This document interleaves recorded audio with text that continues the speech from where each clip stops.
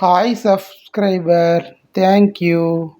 இன்னைக்கு நம்ம அவசர வெஜ்ஜி குருமா எப்படி செய்யறதுங்கிறத பார்க்க போகிறோம். அதுக்கு முன்னாடி this is video is Zen Reviews sponsors. நம்ம சின்ன வெங்காயத்தை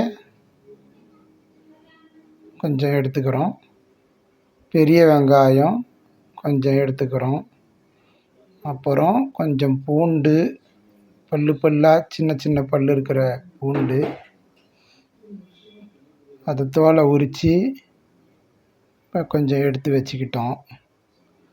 அப்புறம் மசாலா,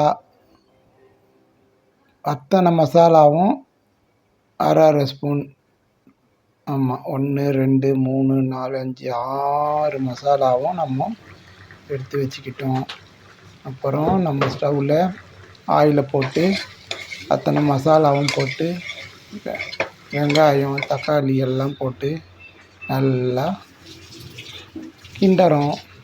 அப்புறம் சட்னி, அதை அரைப்பு மசாலா, உடச்ச கடலை, தேங்காய், இஞ்சி அத்தனையும் நம்ம இப்போ மிக்சியில் போட்டு அரைக்க போகிறோம்.